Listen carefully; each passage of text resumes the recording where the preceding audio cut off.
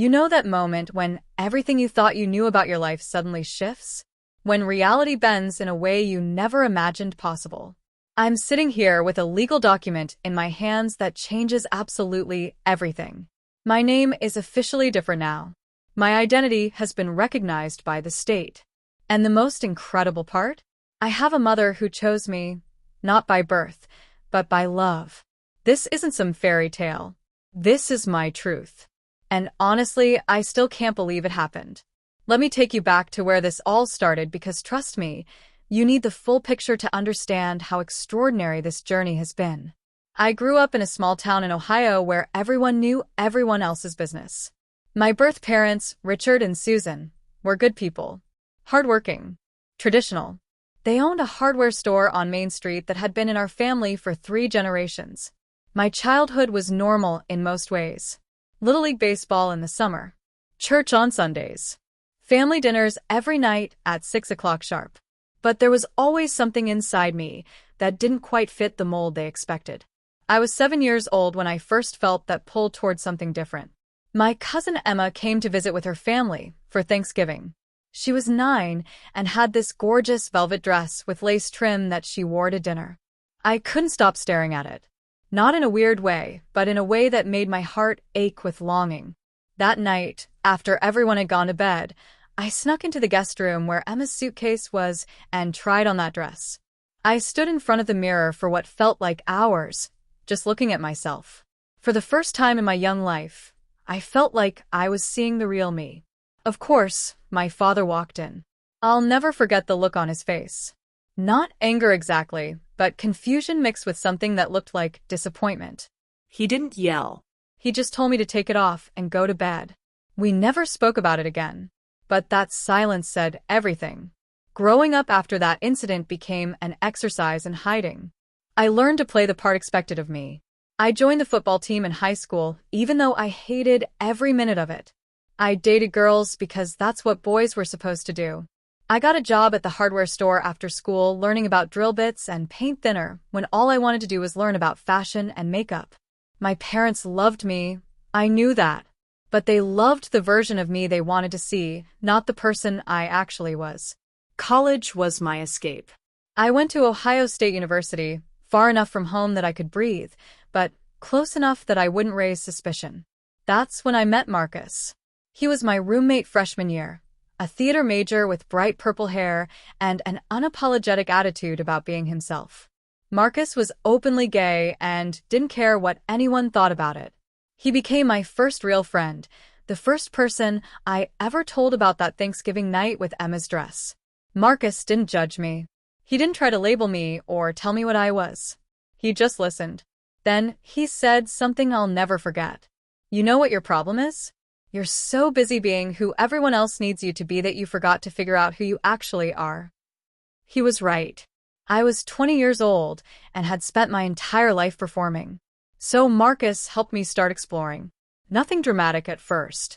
We'd go to his apartment off campus where he lived with 2 other theater students, and I'd experiment with wearing different clothes. A blouse here, a skirt there, some light makeup.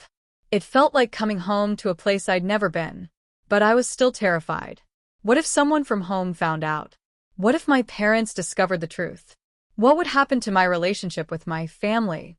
These questions kept me trapped between 2 worlds for years. I graduated with a degree in business, moved to Columbus for a job at a marketing firm, and continued living this double life. At work, I was Daniel, the guy who wore khakis and button-down shirts. At home, in the privacy of my apartment, I could be myself. The loneliness of that existence was crushing. I'd go on dates with women, trying to force myself into a relationship that felt right. But it never did. I wasn't attracted to men in a romantic way, but I also couldn't connect with women the way I was supposed to. I felt stuck in this limbo of identity, unable to move forward or backward. Then my father had a heart attack. I was 32 years old when I got the call from my mother.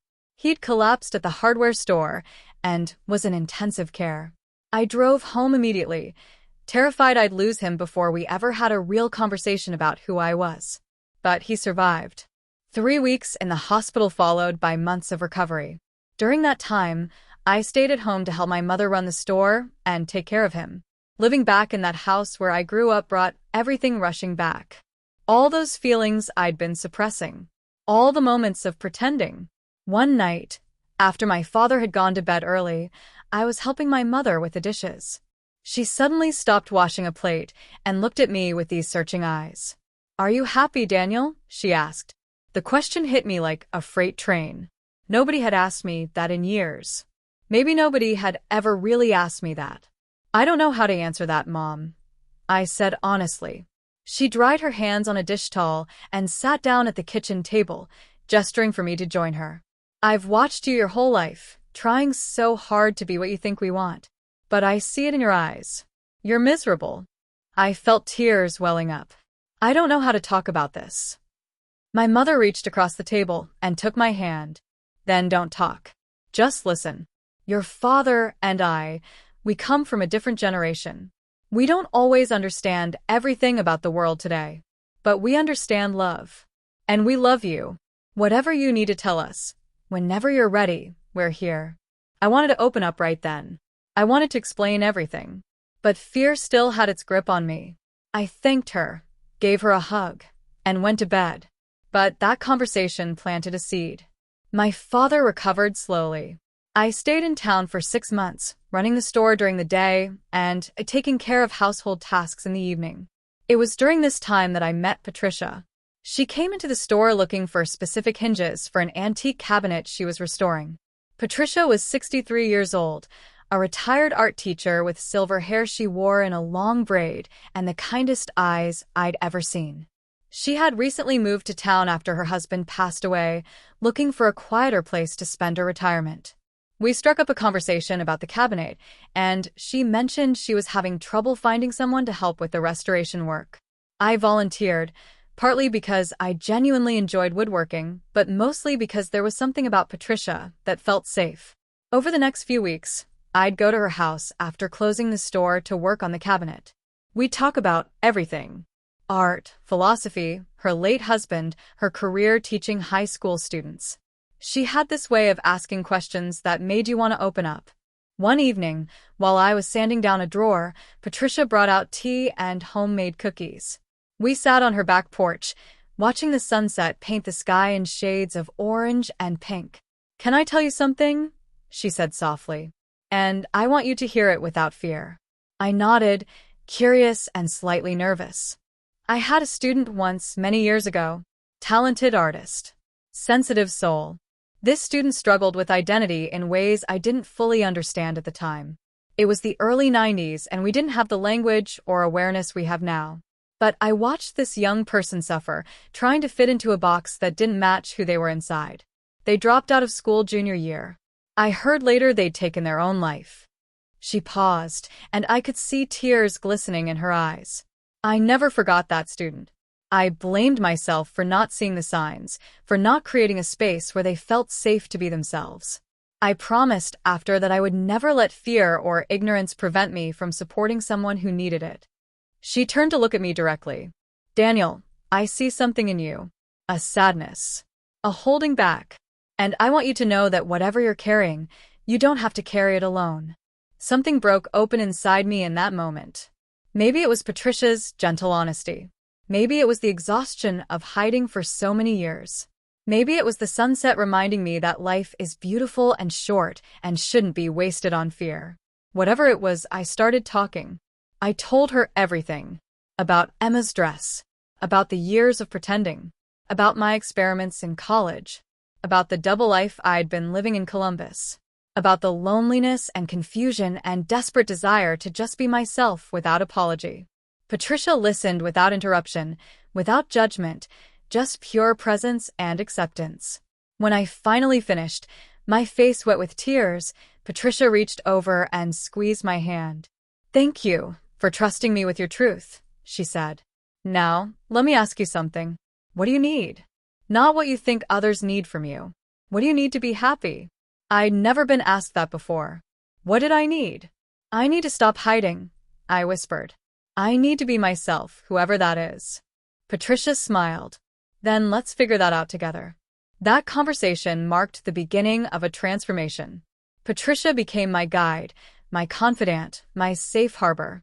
She invited me to her house regularly, and in the privacy of her home, I could explore my identity without fear. She had clothing from her younger years that she'd kept in storage. Dresses, skirts, blouses from the 70s and 80s. She taught me about makeup, not just how to apply it, but the artistry behind it. She helped me find my style, my aesthetic, my way of expressing the femininity I'd kept locked away. But more than the external changes, Patricia helped me understand the internal journey. We'd have long conversations about gender, identity, societal expectations, and personal truth. She never tried to label me or push me toward any particular identity. She just created space for me to discover it myself. Gender is a spectrum, she explained one day while teaching me how to properly blend eyeshadow. Society tries to make it binary because that's easier to understand. But humans are complex. You don't have to fit into anyone's predetermined box. You just have to be authentic to yourself. I started going by a different name when I was at Patricia's house. Elizabeth. It felt right. It felt like coming home. Patricia would call me Elizabeth, use feminine pronouns, and treat me with the same respect and dignity she'd treat any woman. For the first time in my life, I felt seen. But I was still living a double life. At the hardware store and around my parents, I was Daniel. At Patricia's house, I was Elizabeth. The compartmentalization was exhausting, but I didn't know how else to manage it. I couldn't imagine telling my father, especially after his heart attack. What if the stress of knowing the truth caused another one? What if my mother's earlier acceptance had limits I hadn't tested? What if the whole town turned against my family because of me? Patricia understood my fears, but gently challenged them. You can't live your life based on what might happen, she said. Fear of potential consequences is still fear. At some point, you have to decide that your happiness and authenticity matter more than other people's comfort. She was right, but knowing something intellectually and having the courage to act on it are two different things. Meanwhile, my father's health continued to improve. The doctor cleared him to return to work part-time. My mother started talking about me going back to Columbus, resuming my life there. I felt panic rising. Going back meant leaving Patricia, the one person who truly knew me. It meant returning to the isolation of my apartment, the loneliness of pretending. One Saturday afternoon, I was at Patricia's house trying on a vintage floral dress she'd found at an estate sale. It fit perfectly, and I was looking at myself in the mirror, genuinely smiling for the first time in weeks. You look radiant, Patricia said from the doorway. I feel like myself, I replied. She walked over and stood beside me. Both of us reflected in the mirror. Elizabeth, I've been thinking about something, and I want you to hear me out before you respond. I turned to face her, curious about her serious tone. What if you didn't have to leave? What if you could stay here, in this town, as yourself? I laughed, but it came out bitter. Patricia, you've lived here for less than a year. You don't know how this town operates. They're not exactly progressive. If I came out, if I started living as Elizabeth, it would destroy my family's reputation. The store would probably lose customers. My parents would become social pariahs. What if you had protection? Patricia asked. What if you had family who supported you publicly, who made it clear that anyone who had a problem with you had a problem with them? I didn't understand what she was suggesting. My parents care about me, but I can't ask them to do that. It's too much. Patricia smiled. I'm not talking about your parents. I'm talking about me. I stared at her, confused. What do you mean? I mean I want to adopt you. Legally. As my daughter. The world seemed to tilt on its axis. I don't understand. I'm 32 years old. You can't just adopt an adult. Actually, you can, Patricia said calmly. Adult adoption is legal in Ohio. It's not common, but it's possible. It would give you legal recognition as Elizabeth. It would make you officially my daughter. And it would give you the family support and structure to live authentically. I felt like I couldn't breathe. Why would you do that? You barely know me. Patricia's eyes filled with tears. Because I see in you the student I couldn't save. Because in the months we've spent together, you've become like a daughter to me already. Because I lost my husband and never had children of my own, and you filled a space in my heart I didn't know was empty. Because you deserve a family that accepts you completely, not conditionally. And because I believe everyone deserves a chance to be their authentic self without fear. I started crying. Not sad tears, but overwhelming tears of emotion I couldn't name. Hope mixed with fear, mixed with gratitude, mixed with disbelief. But what about my parents? I managed to ask. What about Richard and Susan? This would devastate them. Would it? Patricia asked gently. Or would it free them from the pressure of trying to understand something that confuses them? This wouldn't erase your relationship with them. You'd still be their child. But you'd also be my daughter. People can have multiple families. Love isn't limited. She let me process for a moment before continuing. I'm not asking you to decide right now. Think about it. Really think about what you want your life to look like 5 years from now, 10 years from now. Do you want to keep hiding? Do you want to grow old filled with regret about the life you didn't live? Or do you want to take a leap of faith and build something real? I spent the next week in emotional turmoil. The idea of being legally recognized as Elizabeth was intoxicating. But the fear of hurting my birth parents, of causing a scandal, of facing potential rejection from the community, was paralyzing. I couldn't eat. I couldn't sleep. I played out every possible scenario in my mind. Finally, I decided I needed to talk to my mother. If anyone might understand, it would be her. She'd already showed me that glimpse of acceptance months earlier. I asked her to meet me for coffee at the diner on the edge of town, away from the hardware store and prying eyes. She arrived looking worried, probably thinking I was about to tell her I was moving back to Columbus. We ordered coffee and sat in a booth in the back. My hands were shaking as I wrapped them around the warm mug. Mom, I need to tell you something, and I need you to let me say it all before you respond. Can you do that? She nodded, her face a mixture of concern and curiosity. So I told her everything about being 7 years old and trying on Emma's dress, about the years of hiding and pretending, about meeting Patricia and discovering who I really was, about the name Elizabeth and what it meant to me, about Patricia's offer to adopt me legally as her daughter.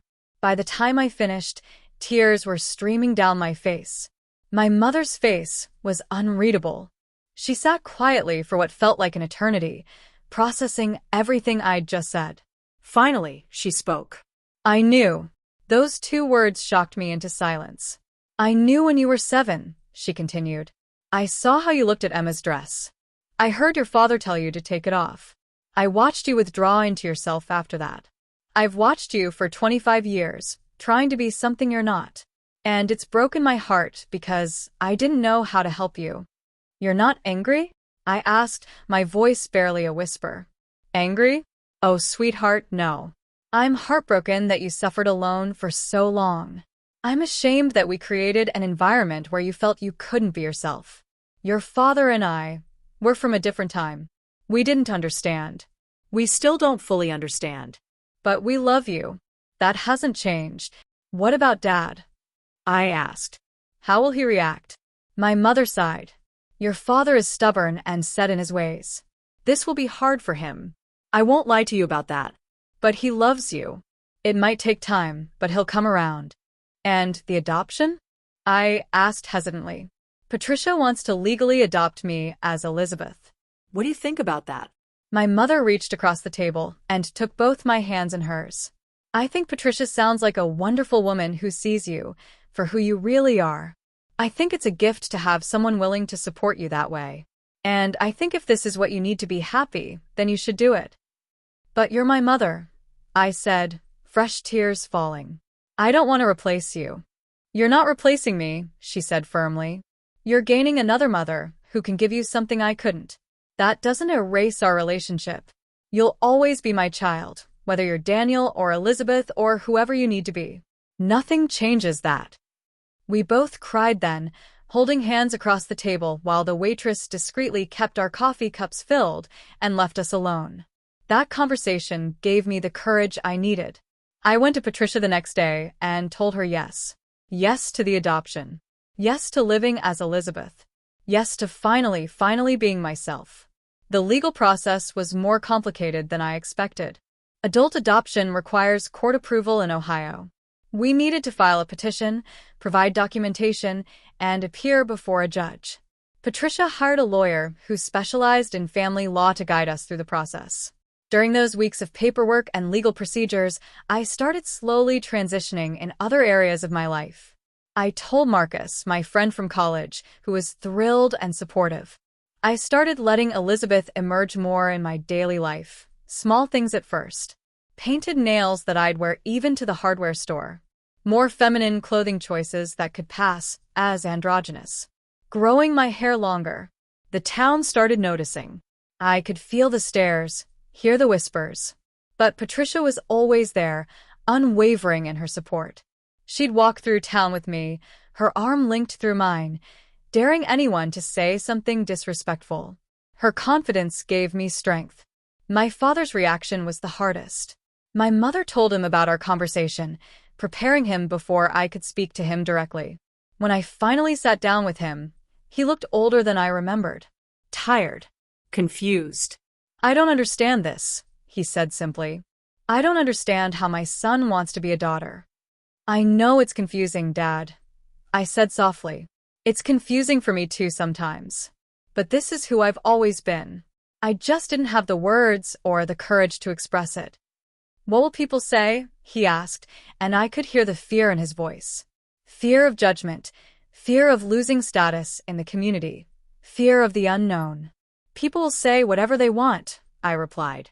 "They always do. But we can't live our lives based on other people's opinions." You taught me that. "You told me when I was young that a man's character is defined by his integrity, not by his reputation."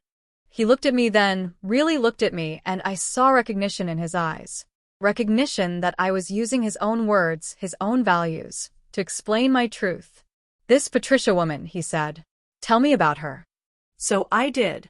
I told him about meeting her, about the cabinet restoration, about our conversations. I told him how she'd created a safe space for me to explore my identity, how she'd offered me unconditional acceptance and support, how she wanted to adopt me not to take me away from my birth family, but to give me the legal recognition and protection I needed. My father listened quietly. When I finished, he stood up and walked to the window, looking out at the street where our hardware store stood. "I wanted you to take over the store someday," he said. "Carry on the family legacy. 3 generations of men running this place." My heart sank. This was it. This was the rejection I'd been fearing. But then he turned around, and his eyes were wet with tears. "But what good is a legacy if the person carrying it is miserable? What kind of father would I be if I prioritized a store over my child's happiness?" He walked over and pulled me into a hug, something he hadn't done since I was a little kid. "You're still my child," he whispered. "Even if I don't understand everything, you're still mine. And if this Elizabeth person is who you need to be, then I'll learn to know her." I collapsed into his arms, sobbing with relief and love and years of pent-up emotion. The court date arrived on a Tuesday morning in October. Patricia and I dressed carefully. She wore a navy blue suit that made her look distinguished and professional. I wore a dress for the first time in public, a simple burgundy one with a modest neckline and hem that fell just below my knees. My mother had helped me with my hair and makeup that morning, learning alongside me as we figured out what worked. My parents came to the courthouse. So did Marcus, who drove in from Columbus. A few of Patricia's friends from her art circle attended to show support. We sat in the courtroom, nervous and hopeful, waiting for the judge to call our case. Judge Morrison was a woman in her 50s with sharp eyes and a no-nonsense demeanor. She reviewed the petition carefully, then looked at Patricia and me over her reading glasses. "This is an unusual case," she said. "Adult adoption petitions are rare, and when they do occur, they're usually for inheritance purposes or to formalize long-standing relationships. Can you explain to me why you're pursuing this?" Patricia stood and spoke with calm confidence. "Your Honor, I'm pursuing this adoption because Elizabeth is my daughter in every way that matters except legally. Over the past 8 months, we've formed a bond that goes beyond friendship or mentorship. She's brought joy and purpose to my life. And I want to give her the gift of legal recognition for who she truly is, with the protection and support of a family that accepts her completely. The judge turned to me. And you, Elizabeth? Why do you want to be adopted? I stood, my legs shaking but my voice steady. Your Honor, for 32 years I've lived as someone I'm not because I was afraid. Afraid of rejection, afraid of judgment, afraid of losing the people I love. Patricia gave me the courage to be authentic. She showed me that family isn't just about biology. It's about acceptance, support, and unconditional love. I want this adoption because I want to live the rest of my life as my true self, with the legal recognition and family structure to support that. Judge Morrison looked at both of us for a long moment. Then she looked at the small group of supporters in the courtroom. I see several people here today. I assume you're all here to support this petition? My mother stood up. Your Honor, I'm Elizabeth's birth mother. I support this adoption completely. Patricia isn't replacing me. She's giving my child something I couldn't give alone. That's what good parents do. We find ways to support our children, even when it looks different than we expected. The judge's stern expression softened slightly. She made a few notes, reviewed the paperwork one more time, and then looked up. In my years on the bench, I've seen many things. I've seen families torn apart by secrets and rejection. I've seen young people suffer because they couldn't be themselves. I've also seen the power of acceptance and unconditional love. What I see here today is two people who have found each other and formed a genuine family bond. The law exists to recognize and protect relationships that matter. This one clearly matters. She picked up her gavel. Therefore, it is the order of this court that the adult adoption petition is granted. Patricia Eleanor Morrison, you are now the legal parent of Elizabeth Grace Morrison. Congratulations to you both. The sound of that gavel hitting the bench was the most beautiful sound I'd ever heard. Patricia and I embraced, both of us crying tears of joy. My birth parents came forward to congratulate us. Marcus was taking pictures, documenting this moment. Even the bailiff was smiling. We left the courthouse that day with legal documents that changed everything. I had a new birth certificate listing Patricia as my parent. I had legal recognition of my name as Elizabeth Grace Morrison. I had a mother who chose me specifically, intentionally, completely. The weeks that followed were a whirlwind of adjustment. I started living full-time as Elizabeth. Some people in town were supportive. Others were confused or hostile.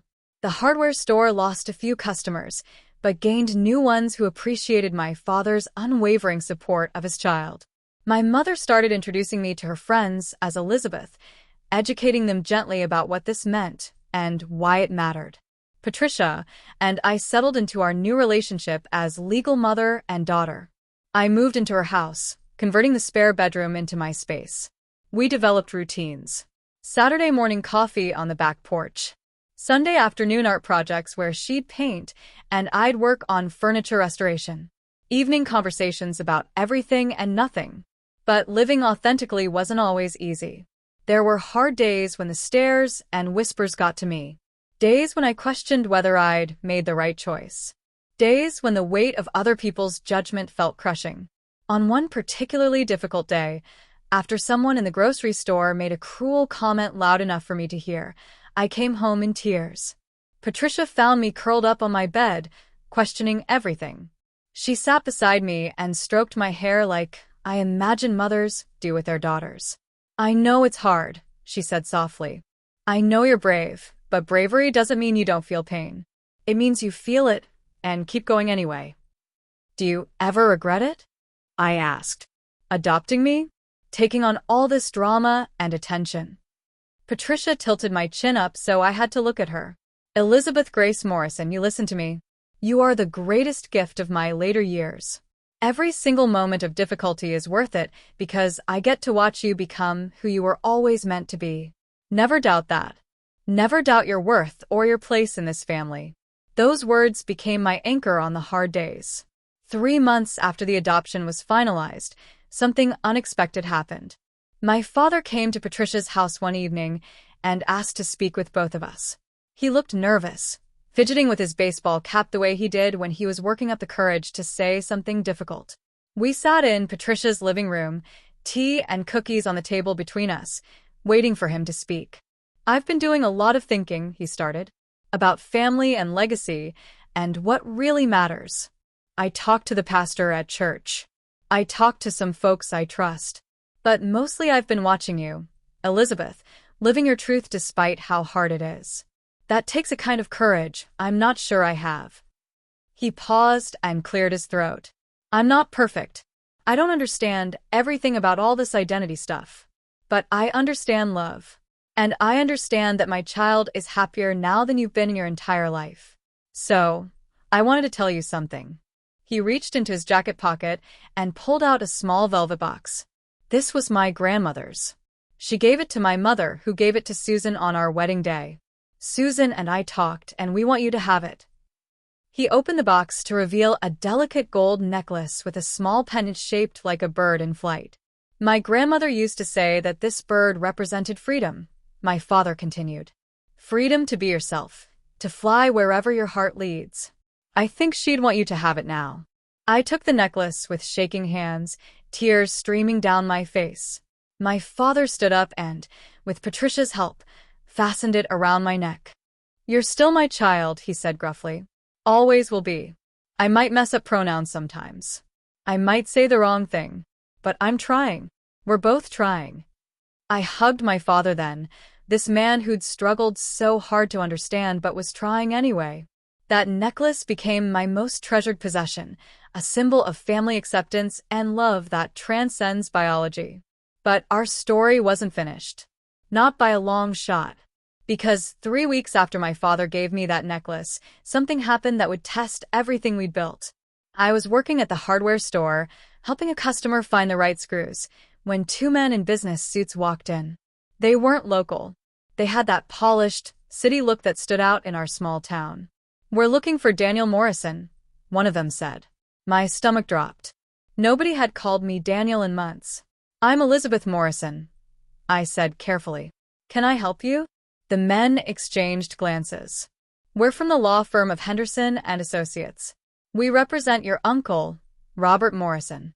My Uncle Robert was my father's brother. They'd had a falling out 20 years ago over the hardware store. Robert had wanted to sell it to a big box chain. My father refused, and they hadn't spoken since. I'd only met him a handful of times as a child. "What does my uncle want?" I asked, confused about why lawyers would be involved. "Your uncle passed away last month," the lawyer said. "His will named Daniel Morrison, son of Richard Morrison, as a beneficiary. We've been trying to locate him. Are you related?" My mind was racing. Daniel Morrison was my former name. I'm Elizabeth Morrison now. I was legally adopted and changed my identity. The lawyers looked at each other again, this time with what looked like concern. "Can you provide documentation of this name change and adoption?" the second lawyer asked. "Of course," I said, though I was getting a bad feeling about where this was going. They gave me a business card and said they'd be in touch. After they left, I immediately called Patricia and told her what happened. She suggested we contact our own lawyer, the one who'd handled the adoption, just to be safe. That turned out to be wise advice. Because 2 days later, we received a letter from Henderson and Associates that changed everything. The letter explained that Uncle Robert's will left a substantial inheritance to Daniel Morrison, son of Richard Morrison, on the condition that he remains the biological son and legal heir of Richard and Susan Morrison. The lawyers were arguing that because I'd been adopted by Patricia and legally changed my name to Elizabeth, I no longer qualified as the beneficiary. The inheritance, which included property and investments worth over $2 million, would instead go to a distant cousin. I didn't care about the money. I really didn't. But the legal challenge felt like an attack on my identity and the validity of the adoption. It felt like someone was trying to erase Elizabeth and force Daniel back into existence. Our lawyer explained that this was going to be complicated. Adult adoption laws were relatively new and untested in these kinds of inheritance disputes. The will's language was specific about biological relationships and male heirs. This could set legal precedent for how adult adoptions and gender identity changes were recognized in estate law. "We have 2 options," our lawyer said. We can fight this in court, which will be expensive and time-consuming and very public. Or you can walk away from the inheritance and let it go to the cousin. Patricia was furious. They're trying to deny Elizabeth's legal identity. That's not acceptable. We fight. But I was hesitant. A court case means everything becomes public record. The adoption. My transition. All of it. Is it worth it? Is your identity worth it?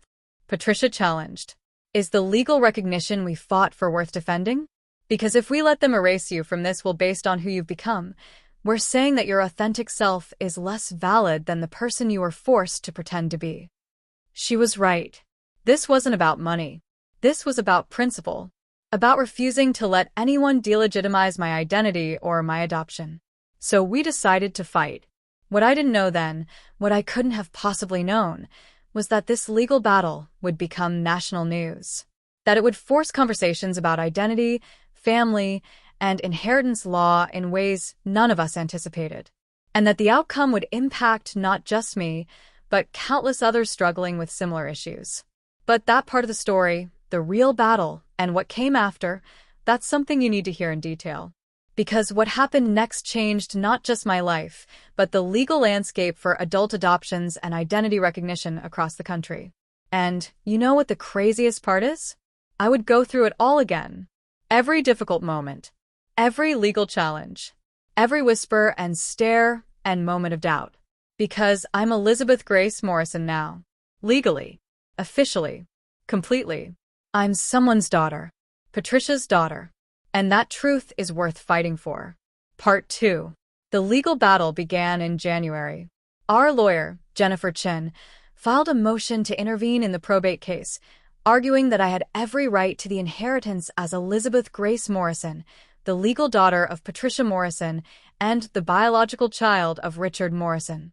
The opposing lawyers countered that the will's specific language about Daniel Morrison, son of Richard Morrison, created a condition that no longer applied once the adoption was finalized. Jennifer explained that we were essentially arguing two interconnected points. First, that an adult adoption doesn't erase biological relationships but adds to them. I was still Richard's child, even though I was now also Patricia's daughter.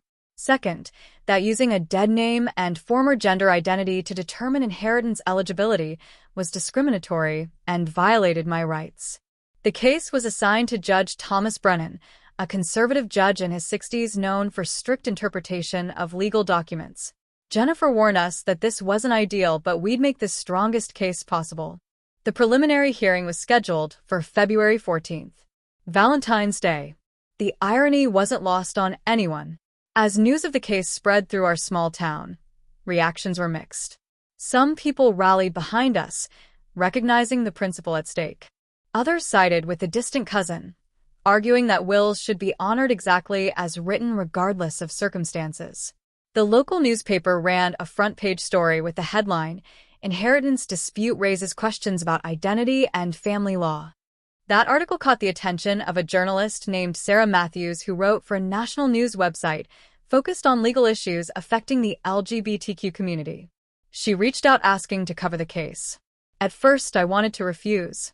The idea of national attention terrified me. But Patricia pointed out that visibility could help others in similar situations. If we win this case, we set precedent, she explained. We make it easier for the next person who faces this kind of challenge. Isn't that worth the discomfort? So I agreed to let Sarah cover the story, with a condition that she respect certain boundaries around my personal life and focus primarily on the legal issues. The article Sarah published was thoughtful and detailed. She explained the complexities of adult adoption law, the gaps in legal protection for people who transition or change their identities, and how inheritance law hadn't caught up with modern understanding of family structures. The article went viral. Suddenly, I was receiving messages from all over the country. People sharing their own stories of family rejection and acceptance. People offering support. Legal experts weighing in on the case. A few hateful messages too, but those were drowned out by the overwhelming positivity. A nonprofit organization called the Family Rights Legal Defense Fund reached out and offered to file an amicus brief supporting our position. They wanted to ensure that whatever precedent was set would protect others beyond just my individual case. But the attention brought pressure. TV news crews showed up in our town. Reporters knocked on our door. The hardware store became a gathering place for journalists wanting to talk to my father about his perspective. My parents handled it with remarkable grace, though I know it was exhausting for them. One evening, about 3 weeks before the hearing, my mother came over to Patricia's house. She looked tired but determined. "The pastor at church asked me to speak to you," she said, settling into Patricia's comfortable armchair. "There are some folks in the congregation who think you should drop the case. They say you're being greedy and making a spectacle. They think you should let the cousin have the inheritance and move on." My heart sank. "What do you think?" My mother looked at me with fierce eyes. "I think those people don't understand what's at stake." I told the pastor that this isn't about money. It's about whether my child's legal identity is real or just a piece of paper that can be ignored when it's inconvenient. I told him that if the church can't support basic human dignity, then maybe I need to find a new church. "Mom, you don't have to do that," I protested. "I don't want to cause problems for you." "You're not causing problems," she said firmly. "Ignorance and prejudice cause problems. You're just living your life. And I'm done pretending that's something to be ashamed of." She stood up and pulled me into a hug. "You fight this case. You fight it hard. And you know that your father and I are behind you 100%, no matter what happens." That conversation gave me the strength I needed going into the hearing. February 14th arrived cold and snowy. We drove to the courthouse in Patricia's car, Jennifer following behind in her own vehicle. My parents met us there, along with Marcus, who'd taken the day off work to support me. Sarah Matthews was there with her camera and notebook. The courtroom was packed with journalists, legal observers, and curious community members. The distant cousin, Robert Morrison Jr., sat on the opposite side with his lawyers. He was a man in his 50s who I'd met maybe twice in my entire life. He wouldn't make eye contact with me. Judge Brennan entered, and everyone stood. He had a stern face that gave nothing away. After calling the court to order, he addressed both legal teams. "I've reviewed the briefs submitted by both parties and the amicus brief from the Family Rights Legal Defense Fund," he began. "This is indeed a complex case that touches on issues of inheritance law, adoption law, and identity rights. I'm going to hear arguments from both sides today, but I want to make something clear. This court's job is to interpret the law and the intent of the deceased, not to make social commentary. Let's proceed." Jennifer presented our case first. She was brilliant and passionate, walking through the timeline of my adoption, the legal validity of adult adoption in Ohio, and the argument that biological relationships persist even after adoptions that add additional legal parents. "Your Honor," she argued, "Elizabeth Morrison is unquestionably the biological child of Richard Morrison. That fact doesn't change with adoption. The law recognizes that adopted individuals maintain their biological connections while also establishing legal relationships with adoptive parents. The will specifies son of Richard Morrison, and Elizabeth is indeed Richard Morrison's child. The use of former names and pronouns doesn't negate current legal identity." She cited several precedent cases involving adopted children inheriting from biological relatives, arguing that the same principles applied to adult adoptions. The opposing lawyer, a man named Gerald Harper, countered with a strict interpretation argument. "Your Honor, the will is explicit. Robert Morrison left his estate to Daniel Morrison, son of Richard Morrison. That person no longer legally exists. Elizabeth Morrison may be related to Richard Morrison, but she is not the individual named in the will. Furthermore, the testator used male pronouns and a male name, indicating a specific intent to benefit a male heir.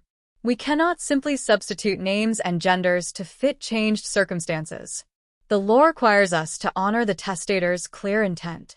Judge Brennan asked pointed questions of both lawyers, focusing particularly on the distinction between biological relationships and legal identity and whether adult adoption cases had different considerations than minor adoptions.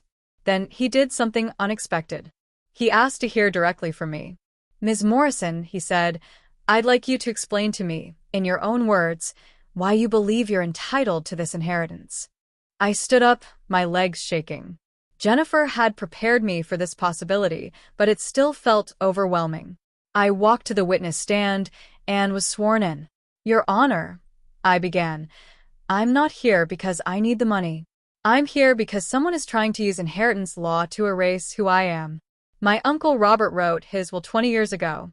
He hadn't spoken to my father in all that time. He didn't know me as an adult. He certainly didn't know Elizabeth. But he specified his nephew, the child of his brother Richard, as a beneficiary. I am that person. I'm Richard Morrison's child. That biological fact hasn't changed." I took a breath, trying to keep my composure. When Patricia adopted me, I didn't stop being related to my birth parents. I gained an additional mother who could give me support and recognition they couldn't provide alone. My legal name changed. My gender marker changed. But my DNA didn't change. My family history didn't change. My relationship to Richard Morrison didn't change. Judge Brennan leaned forward. "But the will specifies a son. You're asking me to disregard that language." "I'm asking you to recognize that language written 20 years ago doesn't reflect current reality," I replied.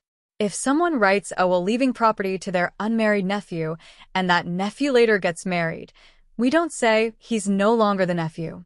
If someone leaves an inheritance to their grandson, John Smith, and that person legally changes his name to Jonathan Smith, we recognize it's the same person. Legal documents have to be interpreted with flexibility to account for changed circumstances. But this is more than a name change," the judge pointed out. "This involves fundamental changes to your legal identity and family structure." "Yes, sir, it does," I agreed. "But those changes were made legally, following all proper procedures. The state of Ohio recognized Patricia as my legal parent. The state of Ohio issued me a new birth certificate with my correct name and gender. The state of Ohio validated my identity as Elizabeth Morrison. Is the court now saying that those legal documents don't matter when it comes to inheritance? Because if so, that creates a dangerous precedent where people's legal identities can be selectively recognized or rejected based on convenience." The judge studied me for a long moment. "Thank you, Ms. Morrison. You may step down." After both sides rested their cases, Judge Brennan announced he would take the matter under advisement and issue a written ruling within 30 days. Those 30 days were agonizing. I tried to go about my normal life, but everything felt suspended. Patricia kept me busy with household projects and art lessons. My parents invited me to family dinners, treating everything as normal even though we all knew we were waiting for news that could impact everything.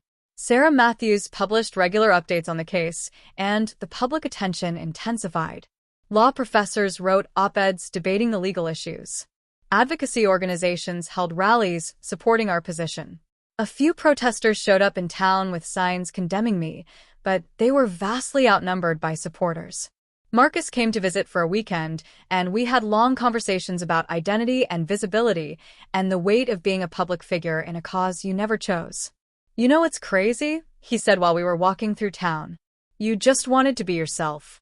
That's all you ever wanted. And somehow that became this massive legal battle and national news story." "I know," I sighed. "Sometimes I wonder if it was worth it. If I should have just let the cousin have the money and avoided all this." "But then what?"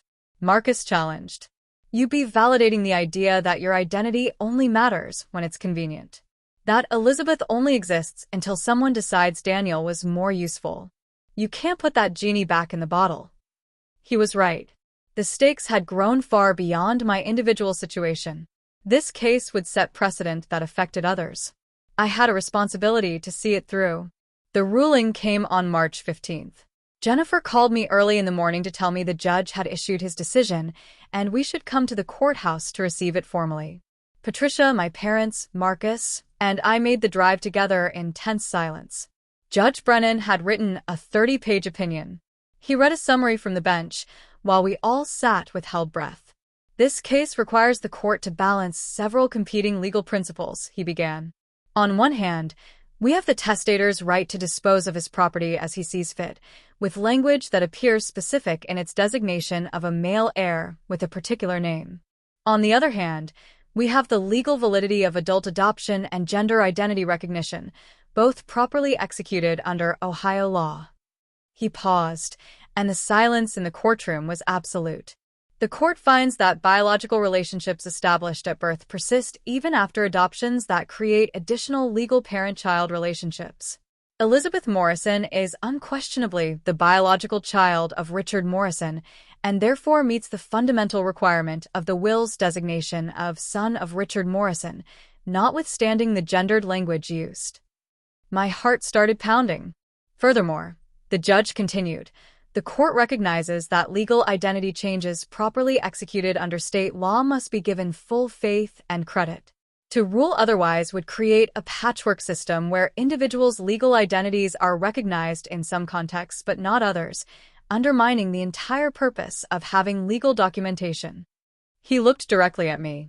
However, the court also acknowledges that the testator's use of specific gendered language and a specific name indicates intent that cannot be entirely ignored.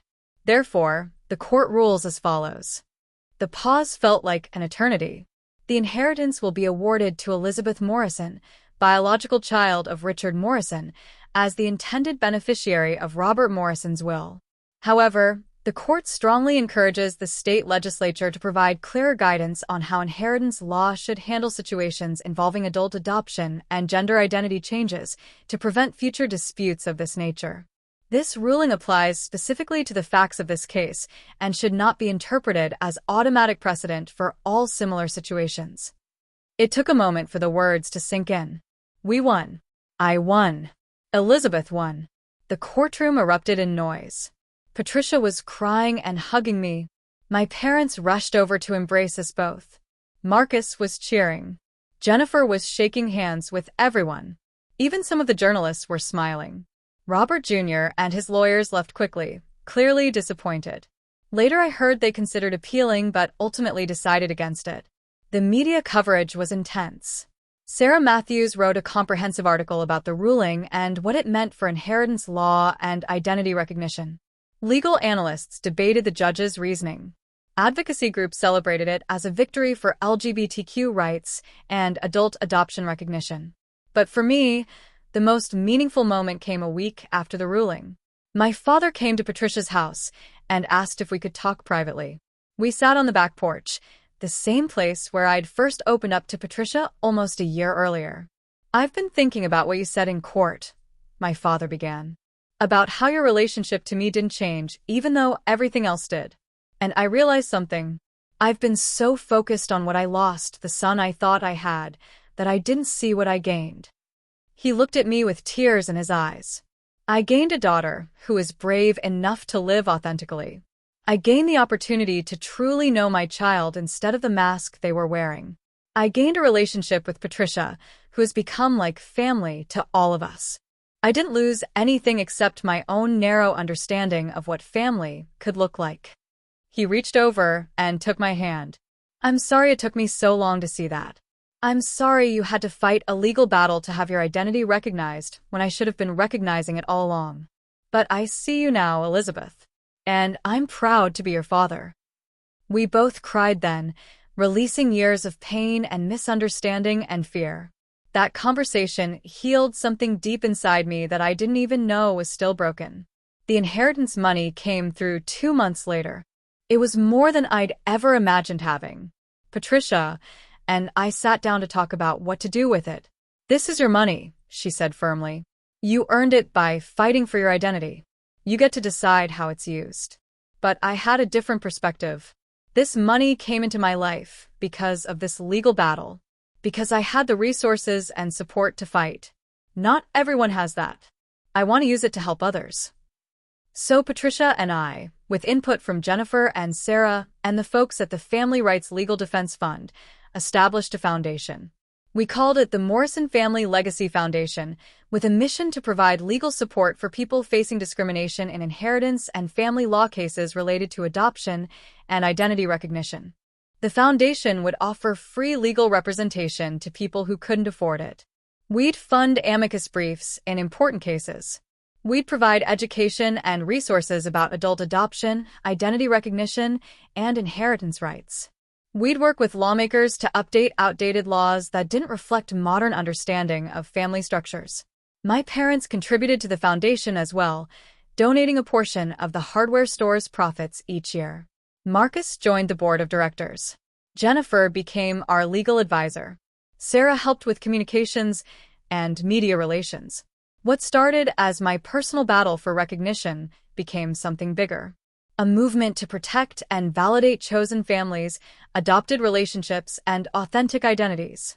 Over the next year, the foundation helped 19 people navigate similar legal challenges. We supported court cases in 7 states. We helped draft model legislation that 3 states adopted. We created educational materials that thousands of people downloaded from our website. But beyond the legal and policy work, we created community. We hosted gatherings where adoptive families, chosen families, and biological families could connect and support each other. We held workshops on navigating identity changes, legal name changes, and the emotional journey of coming out later in life. Patricia became the heart of this community. Her warmth and wisdom drew people in. She'd host gatherings at our house where people could share their stories, ask questions, and find acceptance. She became like a grandmother to dozens of young people who'd been rejected by their birth families. My relationship with my birth parents deepened too. My mother started volunteering with the foundation, helping with administrative tasks and offering her perspective as a parent learning to understand and support a child's identity journey. She'd speak at workshops about her experience, encouraging other parents to choose love over fear. My father took a different, but equally meaningful role. He started a support group for fathers struggling to accept their children's identity changes. He'd meet with them at the hardware store after closing, sharing his own journey and offering practical advice on how to move past initial confusion or resistance. I tell them, he explained to me once, that it's okay to not understand everything. But it's not okay to let your lack of understanding become your child's burden. You figure it out because you love them, not the other way around. Marcus and I remained close friends.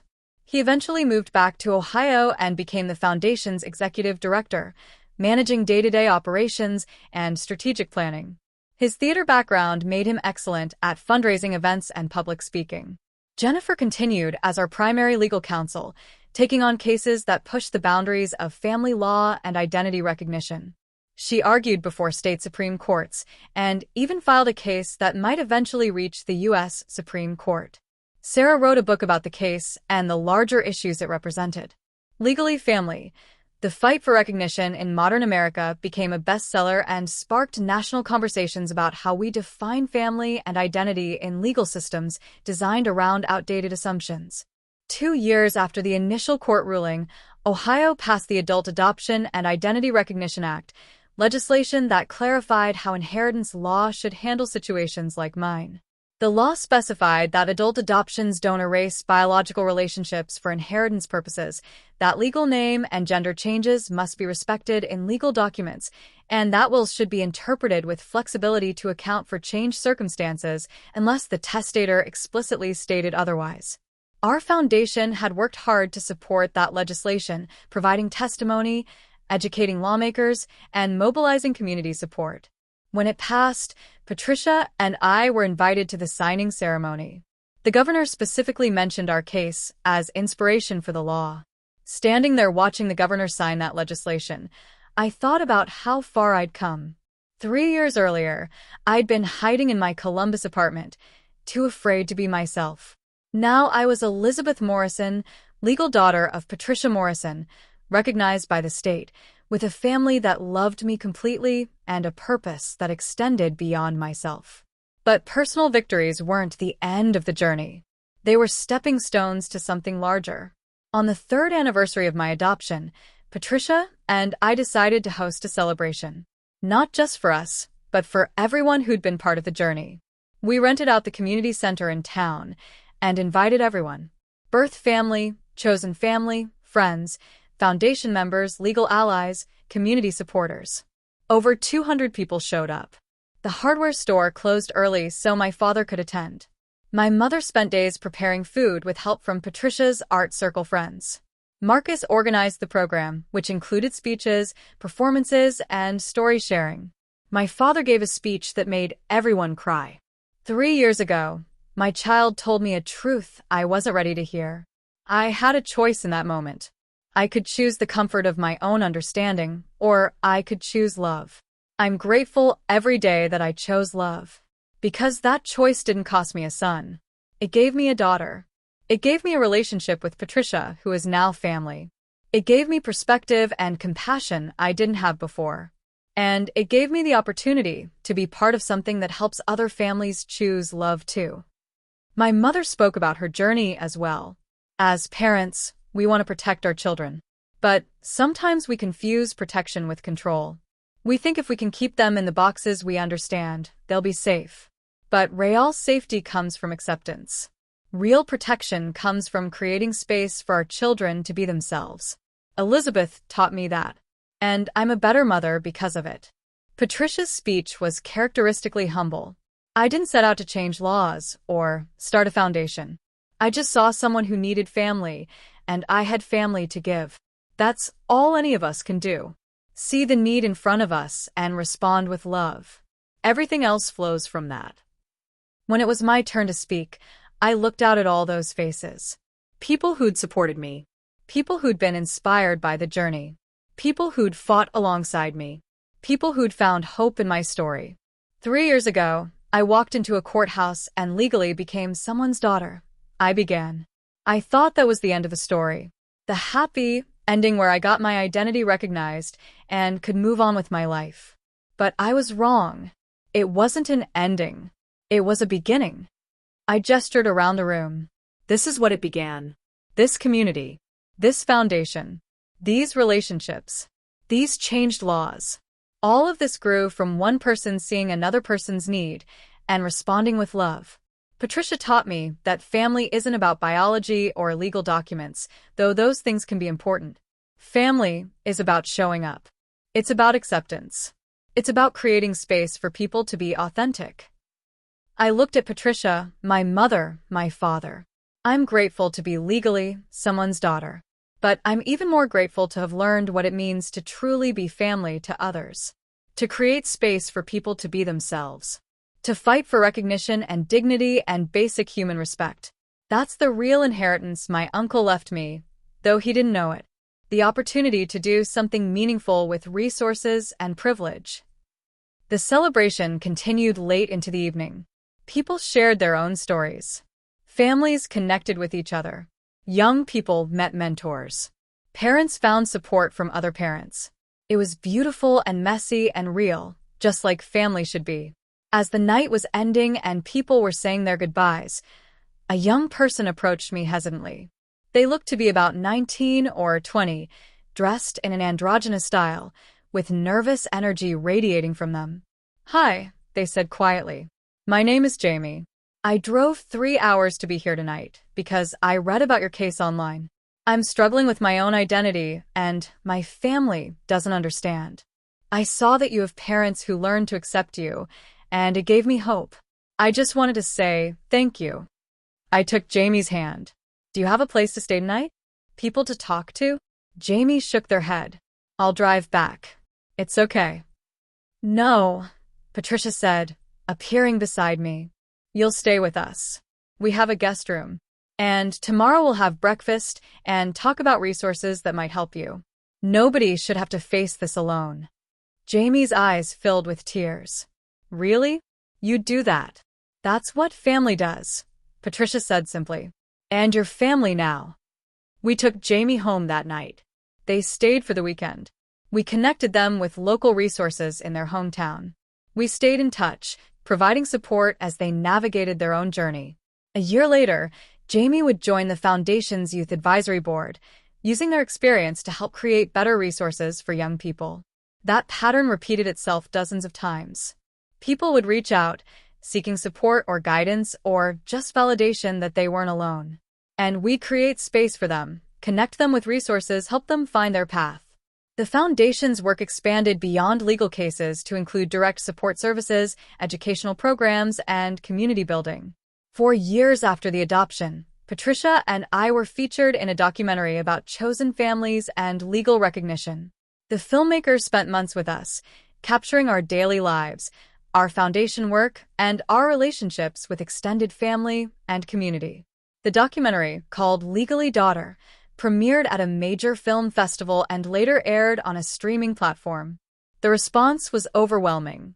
Thousands of people reached out with their own stories. Some wanted help. Some wanted to help. Some just wanted to say that seeing our family validated their own experiences. The visibility brought new opportunities. We were invited to speak at conferences, universities, and community centers across the country. We testified before legislative committees in multiple states. We consulted with legal organizations drafting model policies for identity recognition. But we never lost sight of the personal, intimate work that started everything. The one-on-one conversations. The individual legal cases. The specific families needing support. Because large-scale change happens through individual moments of courage and acceptance. On the 5th anniversary of the adoption, Patricia and I took a trip together. Just the two of us, a mother-daughter vacation to the coast. We spent a week walking on beaches, visiting art galleries, eating good food, and talking about everything and nothing. One evening, watching the sunset over the ocean, Patricia said something that captured everything. You know what the best part of all this has been? Not the legal victory or the foundation or the policy changes, though those matter. The best part has been watching you bloom. Watching you become confident in who you are. Watching you find purpose in helping others. That's what motherhood is really about. Not giving birth, but nurturing growth. I leaned my head on her shoulder. I couldn't have done any of this without you. You gave me more than legal recognition. You gave me permission to be myself. No, Patricia corrected gently. I gave you support and structure. But the courage to be yourself came from within you. I just helped create space for it to emerge. We sat in comfortable silence, watching the sky turn from orange to pink to purple. I thought about the journey that had brought us here. The fear and hiding. The discovery and acceptance. The legal battle and public visibility. The foundation and community building. All of it leading to this moment of peace and belonging. My phone buzzed with a text from my mother. She'd sent a photo from that night's family dinner, my father grinning at the camera with a sign that read, "Proud Dad of Elizabeth." My parents had fully embraced their role in the extended family we'd built, supporting the foundation's work and actively participating in community events. The hardware store had become an unofficial safe space in town, with rainbow flags in the window and a bulletin board advertising local support groups and resources.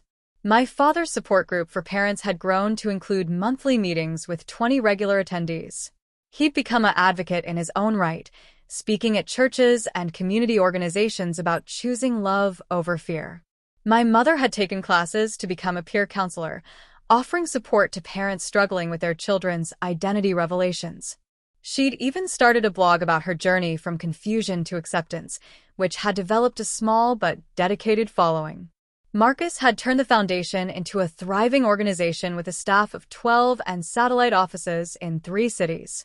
Under his leadership, we'd helped over 300 families navigate legal challenges and provided educational resources to thousands more. Jennifer had argued and won several landmark cases that expanded legal protections for adopted individuals and people with changed identities. She'd been recognized as one of the top family law attorneys in the country. Sarah's book had inspired other journalists to cover stories about chosen families and legal identity issues. She'd become a leading voice in media conversations about LGBTQ rights and family law reform. All of these ripples from one decision. One judge ruling that identity matters. That family is real whether it's biological or chosen. That legal recognition means something. But the impact went beyond the people directly involved. The laws we'd helped change affected thousands of people across multiple states. The educational resources we'd created were used in schools and community centers. The visibility of our story had encouraged others to live authentically and seek legal recognition. I thought about Jamie, the young person who'd approached me at our anniversary celebration.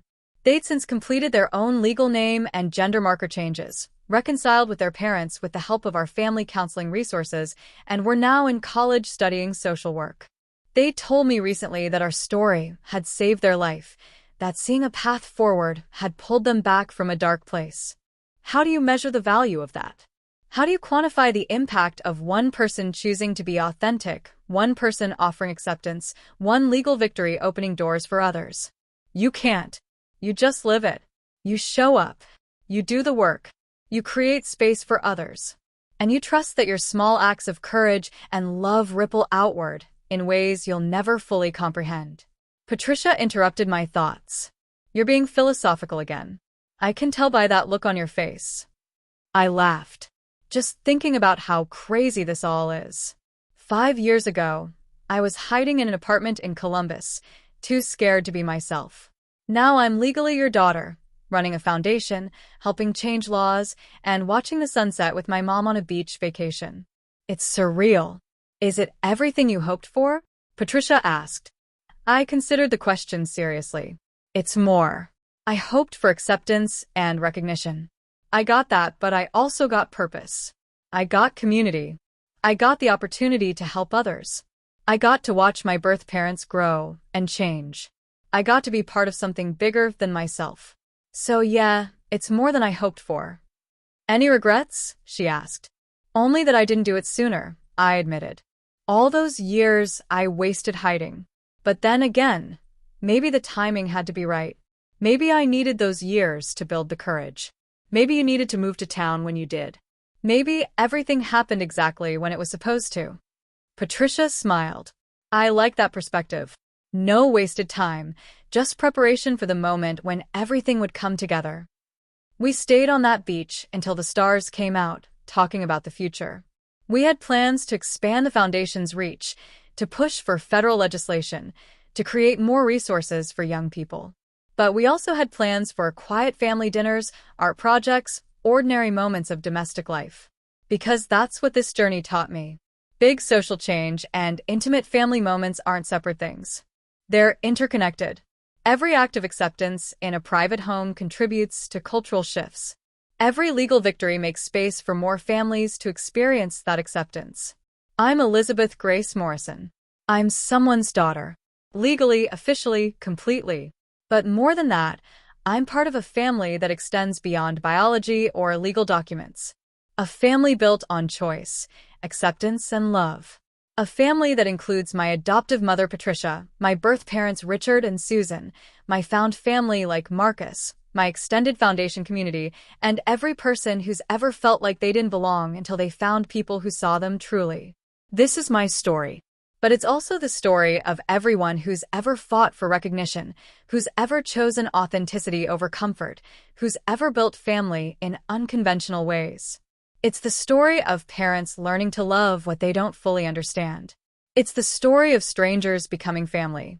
It's the story of legal systems slowly catching up to human reality. And it's not finished. There's still work to do. Laws to change. Families to support. Young people to encourage. Systems to challenge. But now I'm not facing it alone. I have family, both biological and chosen, standing with me. I have a community of people doing this work together. I have legal recognition that validates my identity and protects my rights. 5 years ago, a judge's gavel changed my life. But the real transformation wasn't the legal document. It was the courage to be authentic, the decision to fight for recognition, the choice to use my experience to help others and the families, both given and chosen, that supported me through it all. I'm someone's daughter now, legally. And that small truth has created ripples that continue to spread, touching lives and changing systems in ways I'm still discovering. The sun has fully set now. Patricia and I gather our things and head back to the beach house we're renting. Tomorrow we'll drive home to our town, to our family, to our foundation work, to our ordinary and extraordinary life. But tonight, I'm just a daughter on vacation with her mom, grateful for every twist and turn that brought us here. And that's enough. More than enough. It's everything.